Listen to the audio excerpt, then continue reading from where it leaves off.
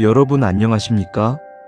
문자의 연원을 캐는 문자학과, 소리의 이치를 따지는 음운학, 그리고 인간 심층의 비밀을 탐구하는 유식학 및 노장 사상을 아우르는 도학 연구에 매진해 온 광여입니다.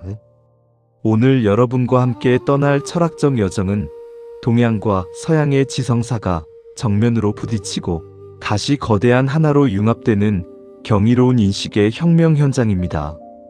서양 근대 철학의 거장 칸트가 인류에게 제시한 범주라는 인식의 틀, 그리고 동양의 깊고 정밀한 심층 심리학인 유식학에서 말하는 업식이라는 개념이 어떻게 맞물리고 폭발하는지를 추적해 볼 것입니다.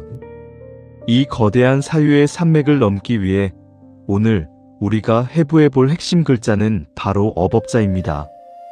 저는 오늘 이 강의를 통해 단순한 한자 암기나 죽은 철학적 지식의 나열을 넘어서 우리 마음의 이치를 밝히고 내 삶을 주재하는 진정한 철학적 의미를 여러분 스스로 발견하게 해드릴 것임을 약속드립니다. 가장 먼저 이 무거운 주제의 문을 열기 위해 자원의 정밀한 탐구부터 시작해 보겠습니다. 우리가 일상생활에서 직업이나 학업, 사업이라고 할 때 혹은 불교적 관점에서 업보나 카르마를 논할 때 쓰는 이 어법자는 도대체 어디서 온 글자일까요? 고문자학적 고증의 보고인 설문해자를 비롯하여 3000년 전의 갑골문과 금문을 들여다보면 이 글자는 본래 종교적이고 예술적인 냄새가 물씬 풍기는 도구였습니다. 초기 고대 문자의 형태에서 이 글자는 편종이나 경쇠 같은 거대한 타악기를 허공에 매달기 위해 단단한 나무를 깎아 톱니 모양으로 만든 악기 거치대나 널빤지를 형상화한 것이었습니다. 무거운 악기를 단단하게 지탱하여 걸어두는 기본적인 틀이자 바탕이라는 의미가 바로 이 글자의 본래 의미, 즉 본의입니다. 이 튼튼한 바탕 위에서 비로소 장엄한 소리가 나고 조화로운 음악이 연주되듯이 인간의 삶에서도 어떤 행위를 지속하게 만드는 근본적인 바탕이자 구조라는 의미로 글자의 형태와 뜻이 동질화되고 점차 변용되었습니다. 이후 동아시아의 불교가 유입되면서 인간이 몸과 입과 뜻으로 짓는 모든 행위, 즉 신구의 삼업이 차곡차곡 쌓여 형성된 인식과 행위의 근원적인 틀을 뜻하는 무거운 철학적 개념으로 자리 잡게 된 것입니다. 자, 이 인식을 매달아두는 튼튼한 틀이라는 업의 고문자학적 본의를 서양 근대 철학의 무대로 그대로 가져와 보겠습니다. 놀랍게도 이 개념은 칸트가 주장한 인식론의 핵심인 범주와 정확히 맞닿아 있습니다.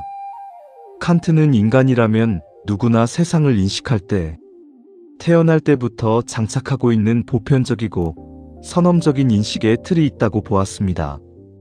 그것이 바로 12가지의 범주입니다. 칸트의 논리에 따르면 모든 인간은 태어날 때부터 똑같은 도수와 색깔의 안경을 쓰고 태어나는 것과 같습니다. 그렇기 때문에 모든 인류가 시간과 공간, 인과율이라는 공통의 방식으로 세상을 비슷하게 인식합니다. 하지만 칸트의 철학은 여기서 거대한 한계 혹은 절망에 부딪힙니다. 그는 이 범주라는 안경이 인간에게 평생 벗을 수도 없고 도수를 바꿀 수도 없는 고정된 기계 장치라고 보았습니다. 게다가 도대체 왜 인간이 모두 똑같은 12가지 인식의 틀을 가졌는지 그 근거를 대지 못했습니다. 칸트는 그저 인간에게 이 범주가 원래 주어져 있다고만 선언하고 멈춰섰습니다. 칸트의 범주는 인류 공통의 고정된 틀, 즉 보편적 이성처럼 보이지만 결코 살아 숨쉬는 생명력을 갖지 못한 죽은 인식론에 불과했던 것입니다.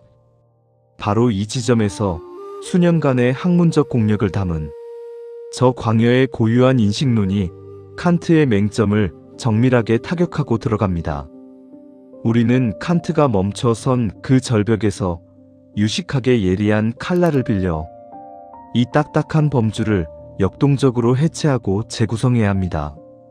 첫째, 칸트가 도무지 원인을 알지 못했던 인간 공통의 인식틀은 유식학적 관점에서 보면 바로 공업입니다.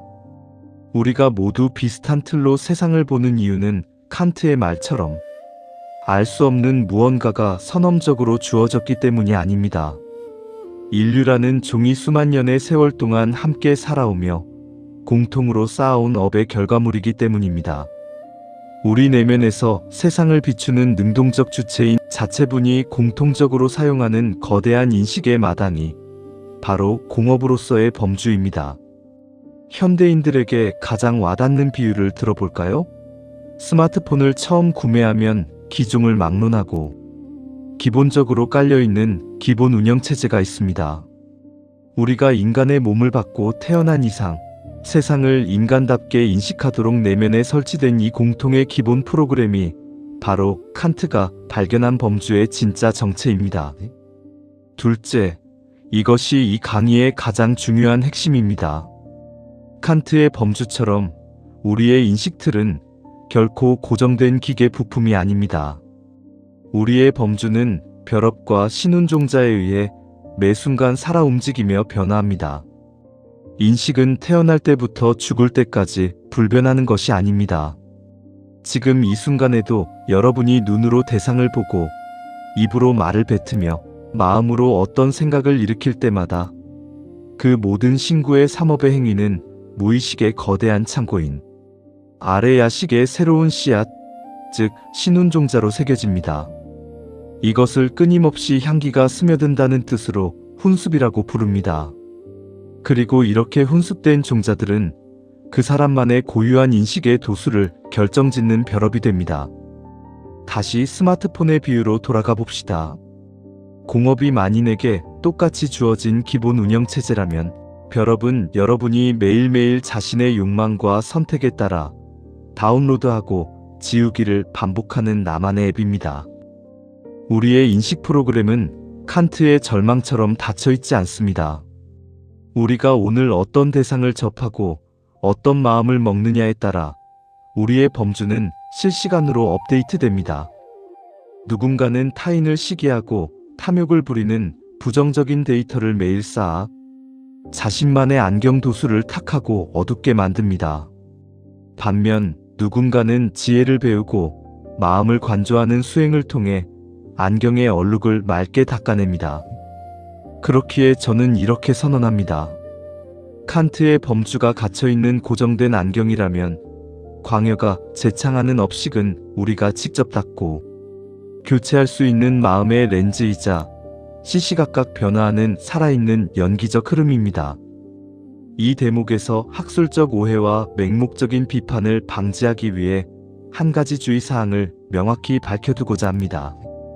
서양의 칸트 철학이 남긴 고정된 범주의 한계를 동양유식학의 공업과 벼럽, 신운종자의 동태적 구조로 해체하여 융합한 유논리는 기존 학계의 확고부동한 정서를 단순히 옮긴 것이 결코 아닙니다. 이는 철저히 저 광야만의 독창적이고 치열한 사유의 산물이며 문자의 형상에 착안하여 마음의 심층을 들여다보는 매우 합리적이고 창의적인 인문학적 비유임을 분명히 명시합니다.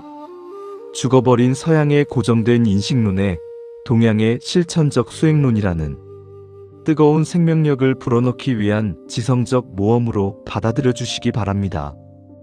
이제 가슴 벅찬 이 논의의 결어를 맺으며 오늘의 철학적 탐험이 우리의 구체적인 삶과 마음 공부, 진정한 수신에 어떠한 울림을 주는지 성찰해 보겠습니다. 동양 철학에서 수양의 척도로 삼는 경물이라는 위대한 실천은 칸트처럼 이미 굳어버린 범주라는 잣대로 외부의 대상을 차갑게 계산하고 재는 행위가 아닙니다. 참된 공부이자 경물은 매 순간 내 안에서 생성되는 신운종자를 깨어있는 정신으로 정화하여 찌들어있는 인식의 틀 자체를 내 마음 가장 깊은 곳에 자리한 본연의 광명, 즉 본체분의 밝은 빛으로 되돌려놓는 눈물겨운 투쟁이자 눈부신 창조의 과정입니다. 여러분, 우리는 칸트가 쳐놓은 고정된 인식의 감옥에 갇힌 수동적인 존재가 아닙니다. 여러분의 삶은 결정되어 있지 않으며 여러분이 세상을 바라보는 틀 또한 오늘 하루 여러분이 지어내는 찰나의 마음들로 실시간으로 주조되고 있습니다. 오늘의 마음가짐이 내일 여러분이 바라볼 세계의 색깔을 결정합니다. 내가 쓰는 마음 하나하나가 곧 나의 범주를 진화시키는 가장 강력한 소프트웨어 업데이트입니다. 나의 안경이 맑아지면 온 세상이 투명하게 빛나고 나의 안경이 탁해지면 온 우주가 어둠에 잠깁니다. 일상 속에서 마주하는 수많은 인연 속에서 스스로 시비를 밝게 비추고 선하고 맑은 신운종자를 하루하루 묵묵히 쌓아 나가십시오. 그것이야말로 낡은 업식의 굴레를 끊어내고 자기 운명의 완전한 주권자로 거듭나는 참된 길일 것입니다. 오늘 여러분의 렌즈는 세상을 향해 어떤 빛을 뿜어내고 있습니까? 스스로 묻고 스스로 닦아가는 치열한 여정 속에 여러분의 참된 주인이 깨어나기를 기원합니다. 오랜 시간 깊고 묵직한 인식의 혁명에 귀 기울여 주셔서 대단히 감사합니다. 지금까지 여러분과 함께 깨어있고자 하는 광야였습니다. 강건하십시오.